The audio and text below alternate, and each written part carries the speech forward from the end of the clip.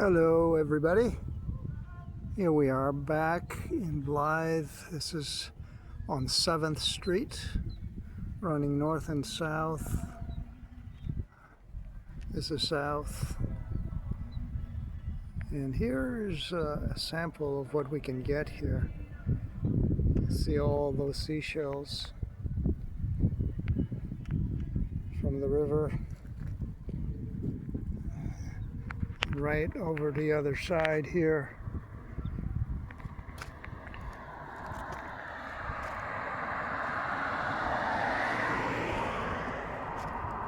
that's north, 7th North, and the sunset. And you might be listening to some music here that's Hispanic. This area is predominantly Hispanic. A lot of Spanish-speaking people here. Working in the fields, of course. And just further up here, if I can get a foothold and not fall.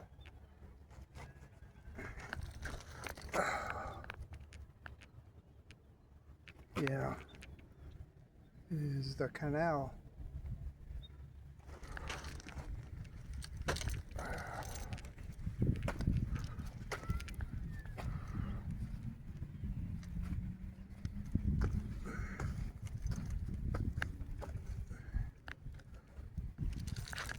I think I'm up. Oh, it's quite a climb. Anyhow, here we have the canal.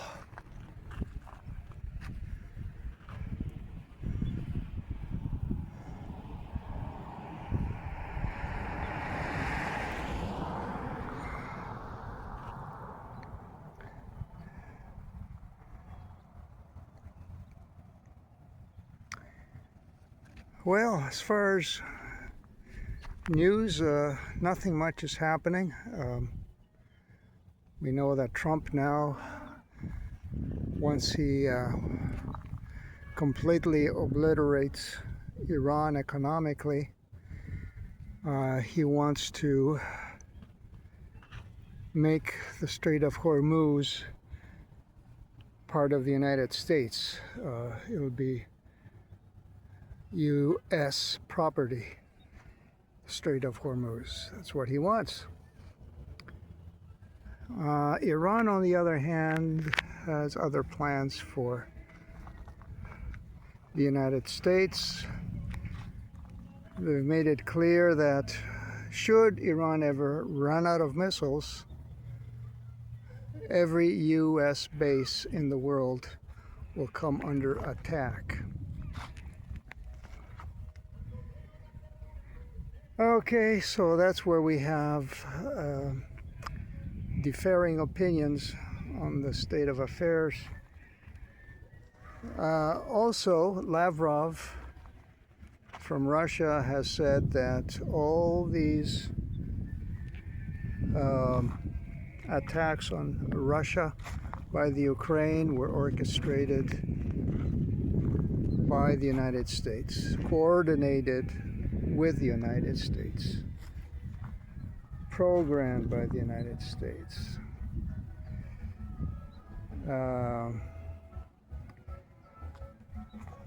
So he says now that this is a fact,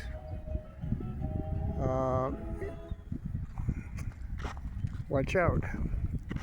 The Russian television station, the official government television station of Russia, has said that basically all European countries that have aided and abetted in the attacks against Russia, that have aided the Ukraine, are going to be targets not just for ordinary missiles, but for nuclear missiles. Why am I bringing all this up? Because, well, as I've said before many times, in the dreams of the rapture, a lot of people are seeing missiles flying up in the air. We're talking intercontinental ballistic missiles, nuclear missiles, World War III. And that's when the rapture happens.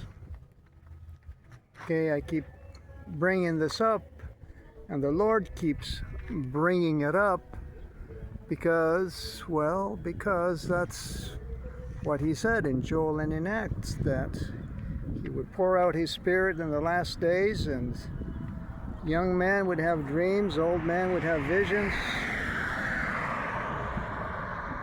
And so what do you expect the Lord to do? He's not going to lie about things, right? If He says that's how it is, that's how it is. And people are having these dreams for a reason, to bring some clarity as to where we are as far as the season goes. Nobody knows the day or the hour. We're not going to get into that again.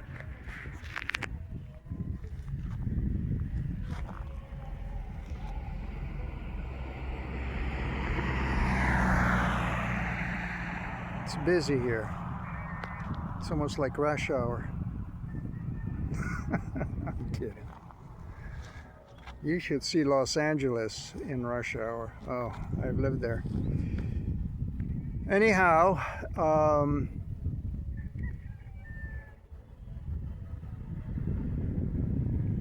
something else that comes to mind, I was reading in Matthew what the Lord was saying. I believe it's in chapter 6, I'm not sure.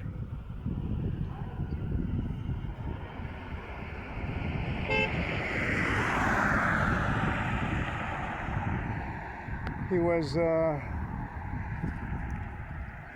relating a parable about this man who left his property to some people to take care of, and one of them, well, he kept saying, well, my master is not coming back. I don't know if he's ever going to come back. So I'm going to go out there and start drinking, getting drunk, and just having a wild time. And he says, the Lord said, when that master comes back, okay, he's going to take that servant who he had entrusted his property, he's going to cut him to pieces and throw him in hell along with all the wicked. Okay? So much for that once saved, always saved nonsense. If you are giving a task, a roadmap, if you are in accordance with the Lord's covenants and commandments, and you want to go down that straight and narrow path, you stay on that straight and narrow path. Don't you dare deviate. Don't you dare deviate. It's a bit like the 10 virgins, the 5 wise and the 5 foolish. The 5 foolish couldn't wait anymore. And guess what? When the groom came, they were shut out. They didn't take part in the wedding. So much for that once saved, always saved nonsense. Okay? You gotta do your very best down here to show the Lord that you love Him, that you want to bless others, that you're there to serve,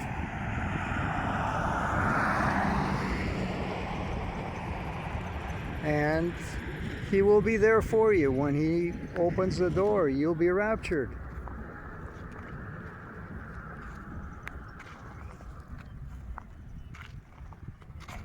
That's how it works, my friends.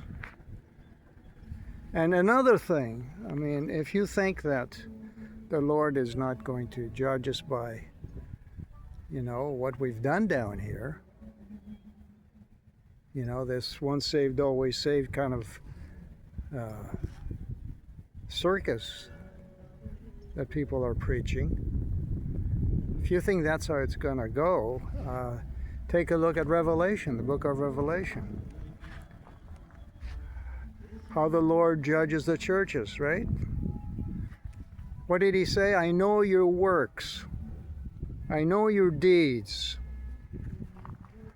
And I'm going to spew you out of my mouth. I'm going to throw you out of my system.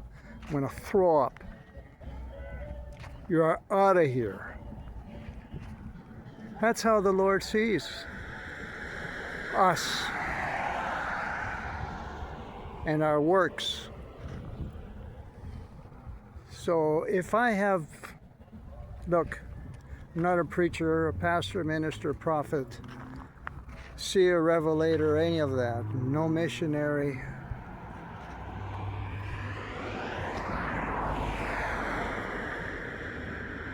At all.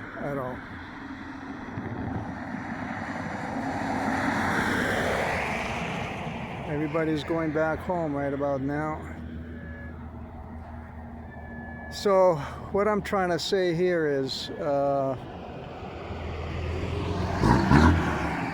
this will be the last time I come here for a video.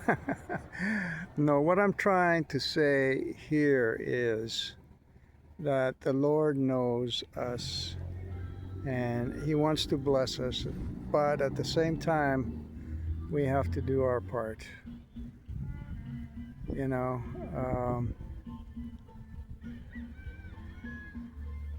There's so much to life, and we are here to serve and to bless, to be a comfort to others. The moment we leave all that behind and we say, well, this is all about me now, what's in it for me, myself, and I,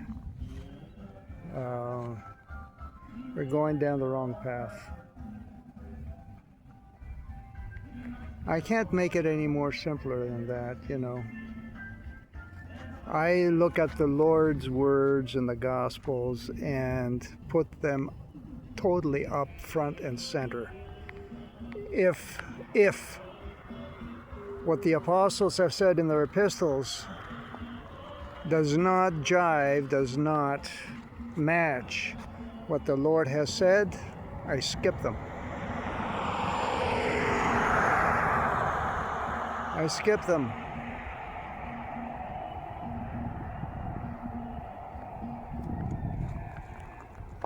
We're only here for a short time.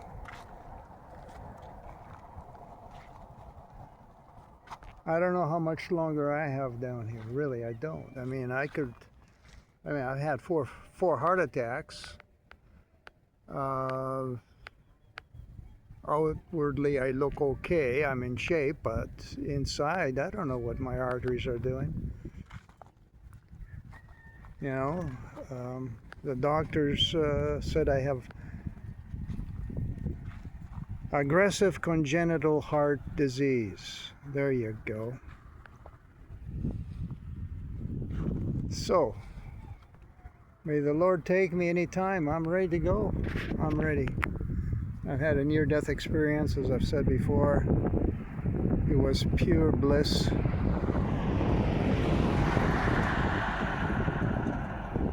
Pure bliss. And so I'm ready. Whenever the Lord wants, He can take me. All right, God bless you all. God bless everyone that watches this. If I have reached one soul,